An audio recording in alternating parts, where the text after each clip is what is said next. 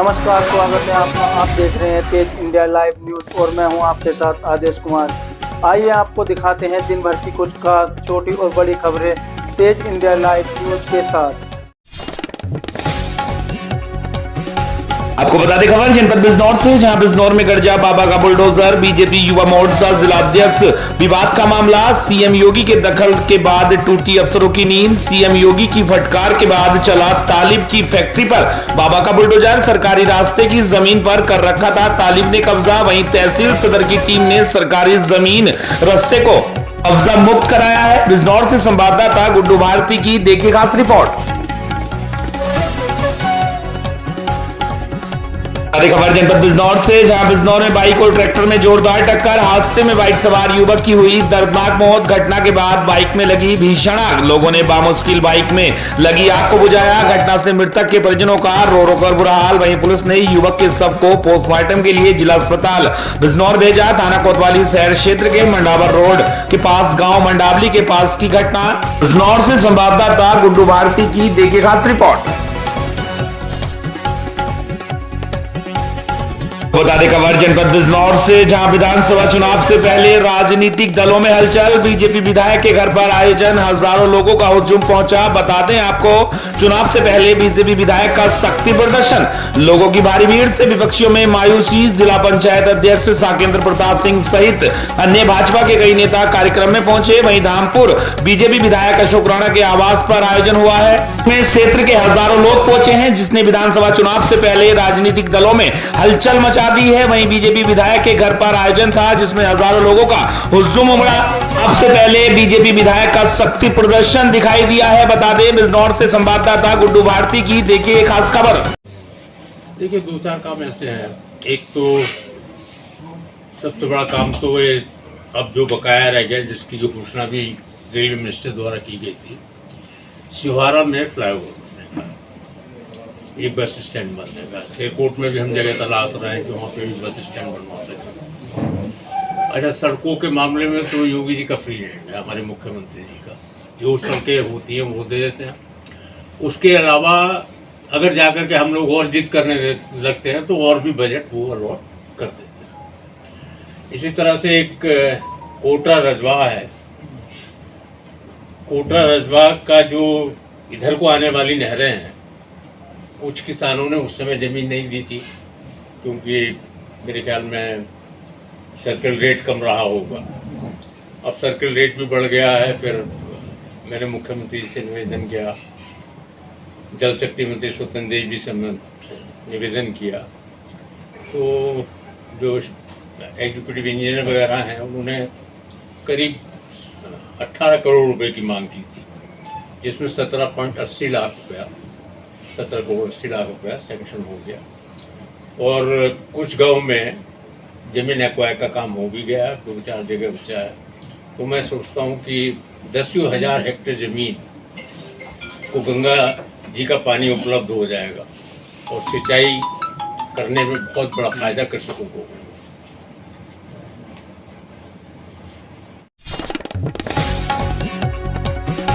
बता दें बड़ी खबर उत्तर प्रदेश के जनपद मुजफ्फरनगर से, जहां मुजफ्फरनगर में युवक पर जानलेवा हमला। नकाबपोश 6 दबंगों ने की युवक की पिटाई। सड़क पर युवक को दौड़ा दौड़ा कर पीटा। दबंगों ने लात घूंसों में डंडों से की पिटाई। मुस्लिम युवक पर पिटाई का लगा आरोप। बता दें युवक पर हमले का लाइव वीडियो सोशल मीडिया पर हो रहा वायरल। जमीन पर गिराकर डंडों से बेरहमी से की युवक की पिटाई। लात में पत्थरों से भी युवक को पीटा गया है। बता दें आपको खबर मुजफ्फरनगर से, जहां युवक पर जानलेवा हमला हुआ है। बता दें 6 नकाबपोश दबंगों ने युवक की जमकर पिटाई की है। सड़क पर युवक को दौड़ा दौड़ा कर पीटा है। दबंगों ने लात घूंसों में डंडों से युवक की जमकर पिटाई की है। बता दें मुस्लिम युवकों पर पिटाई करने का आरोप लगा है। युवक पर हमले का लाइव वीडियो वायरल हुआ है। बता दें तिताबी थाना क्षेत्र के जसोई गांव का पूरा मामला। मुजफ्फरनगर से संवाददाता सत्येंद्र कुमार की देखिए खास रिपोर्ट।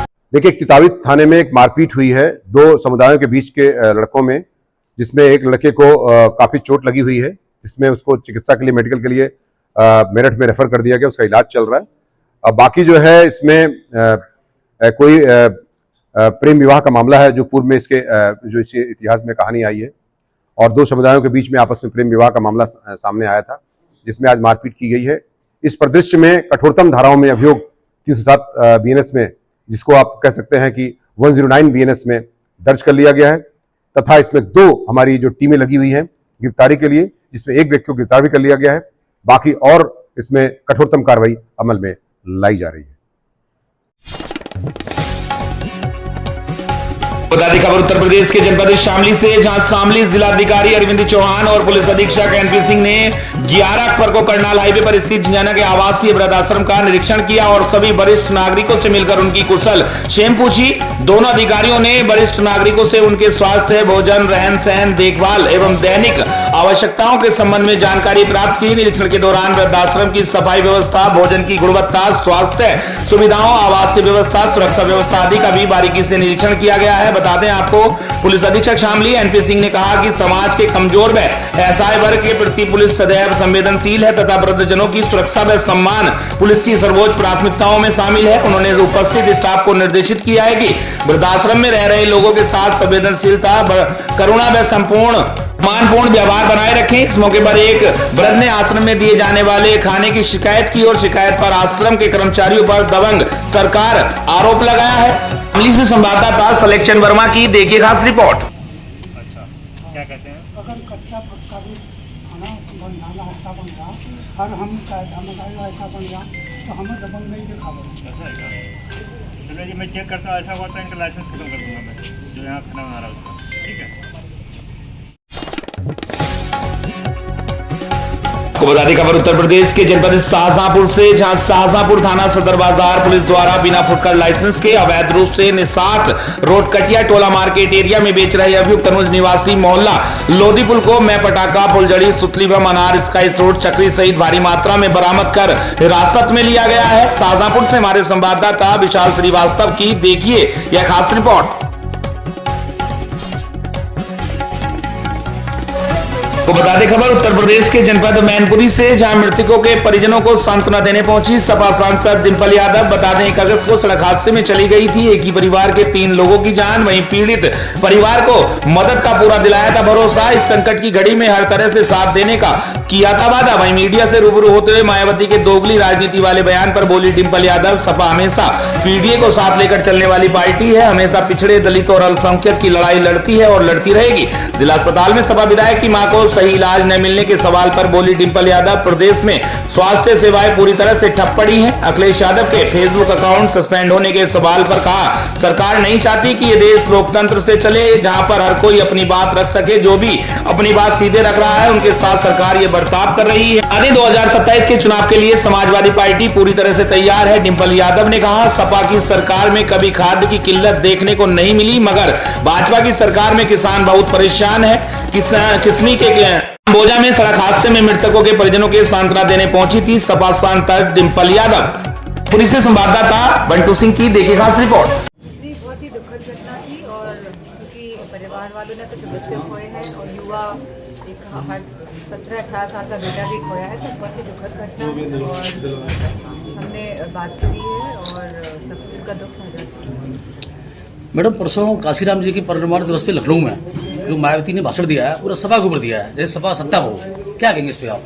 लगातार समाजवादी पार्टी की जो विचारधारा रही है कि और जो अब राष्ट्रीय अध्यक्ष पीडीए की जो विचारधारा जो जोड़ी है समाजवादी विचारधारा से, तो हम लगातार पिछड़े, दलित, अल्पसंख्यक वर्ग लोगों के हक, समान अधिकार की लड़ाई लड़ते रहे हैं और लड़ते रहेंगे। मैम, आपके ही पार्टी के किसनी से विधायक ब्रजेश कठेरिया की माता की हालत खराब होने पर वो जिला चिकित्सालय मैनपुरी ले गए थे। हमने देखा उसका वीडियो और बात भी हुई और पता भी चला कि किस तरह जो हालत है चिकित्सालयों की, और खाली मैनपुरी का ही सवाल नहीं है। मेरा मानना है कि पूरे प्रदेश में पूरी तरह से स्वास्थ्य सेवाएं ठप पड़ी हुई हैं।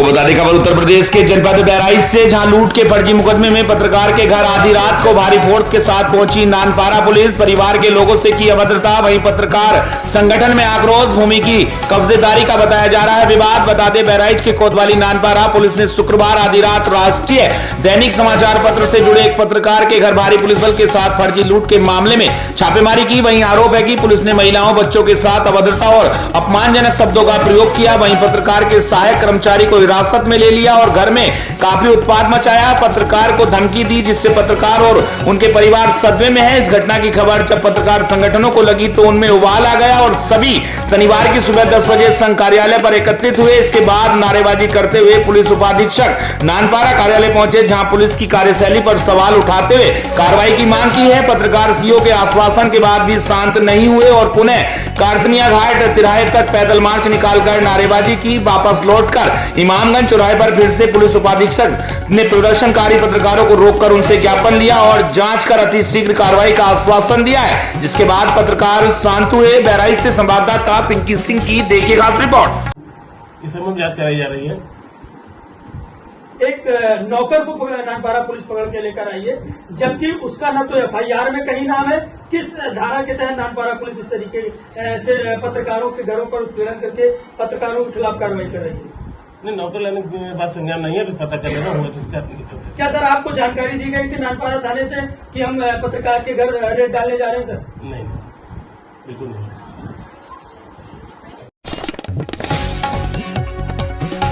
बता दें बड़ी खबर उत्तर प्रदेश के जनपद प्रयागराज से, जहां थाना फूलपुर व SOG service line cell Ganganagar की संयुक्त पुलिस टीम द्वारा अवैध पटाखे का भंडारण करने वाले एक अभियुक्त को गिरफ्तार किया गया है। बता दें जिसके कब्जे से 29 बोरी व कार्टून में कुल 552.4 किलोग्राम अवैध आतिशबाजी पटाखा, सोरा व बारूद बरामद किया गया है। बता दें प्रयागराज में 11 अक्टूबर 2025 को समय करीब 10 बजे थाना फूलपुर से अंतर्गत मोहल्ला इस्माइलगंज में गोकुल गुप्ता पुत्र स्वर्गीय मेवालाल गुप्ता के मकान में अभियुक्त वसीम अहमद पुत्र स्वर्गीय मोहम्मद समीम निवासी मोहल्ला इस्माइलगंज कस्बा थाना फूलपुर कमिश्नरेट प्रयागराज 2 कमरे किराए पर लेकर आतिशबाजी पटाखे की बिक्री हेतु भंडारण करने की सूचना पर थाना फूलपुर व SOG service line cell Ganganagar की संयुक्त पुलिस टीम द्वारा दबिश देकर अभियुक्त वसीम अहमद उपरोक्त को अवैध पटाखा, आतिशबाजी व सोरा बारूद एवं 3 अवैध देसी बम के साथ गिरफ्तार किया गया है। प्रयागराज से संवाददाता जय कुमार पांडे की देखिए खास रिपोर्ट। आने वाले दीपावली त्योहार को दृष्टिगत रखते हुए अवैध आतिशबाजी पटाखा का विनिर्माण, विक्रय और भंडारण करने वाले के विरुद्ध कार्रवाई के क्रम में थाना फूलपुर पर विगत रात्रि को एक सूचना प्राप्त हुई कि कस्बे के रहने वाले वसीम अहमद पुत्र स्वर्गीय मोहम्मद शमीम के द्वारा कस्बे के अंदर एक स्थल पर अवैध पटाखों का भंडारण किया गया है और उनके द्वारा बिक्री की जा रही है। इस सूचना पर पुलिस द्वारा मौके पर दबिश दी गई। मौके से भारी मात्रा में लगभग 552 केजी का अवैध आतिशबाजी पटाखा, शोरा व बारूद बरामद हुआ है। जो अभियुक्त है उसको मौके से गिरफ्तार किया गया तथा थाना फूलपुर पर सुसंगत धाराओं में अभियोग पंजीकृत किया गया है। आगे की अग्रिम विधिक कार्रवाई प्रचलित है। बता खबर उत्तर प्रदेश के जनपद सोनभद्र से, जहां सोनभद्र के दुद्दी में महिलाओं की सुरक्षा, सशक्तिकरण और अधिकारों के प्रति जागरूकता फैलाने के लिए राजकीय बालिका इंटर कॉलेज दुद्दी में शनिवार को मिशन शक्ति अभियान के तहत साइकिल जागरूकता रैली निकाली गई। रैली को प्रधानाचार्य रितिका श्रीवास्तव, क्षेत्राधिकारी राजेश कुमार राय और महिला थाना प्रभारी संतोष सरोज ने संयुक्त रूप से हरी झंडी दिखाकर रवाना किया। साइकिलों पर सवार छात्राएं हाथों में महिला सुरक्षा और सशक्तिकरण से जुड़े संदेश लिखी तख्तियां थामे महिलाओं की सुरक्षा सबकी जिम्मेदारी जैसे नारे लगाते हुए नगर के मुख्य मार्गों से गुजरी। रैली के दौरान छात्राओं ने लोगों को आत्मरक्षा, अधिकारों और सामाजिक जागरूकता के महत्व से अवगत कराया। इस अवसर पर कॉलेज की शिक्षिकाएं अर्चना, समायरा, अंजलि, प्रीति सोनी, राधा, अंजलि सहित अन्य स्टाफ मौजूद रहा। कार्यक्रम में शामिल पुलिस विभाग के अधिकारी और कर्मचारियों ने भी छात्राओं का उत्साह बढ़ाते हुए मिशन शक्ति के संदेश को सार्थक बनाने पर जोर दिया। सोनभद्र के दुद्दी से संवाददाता मनीष कुमार की देखिए खास रिपोर्ट।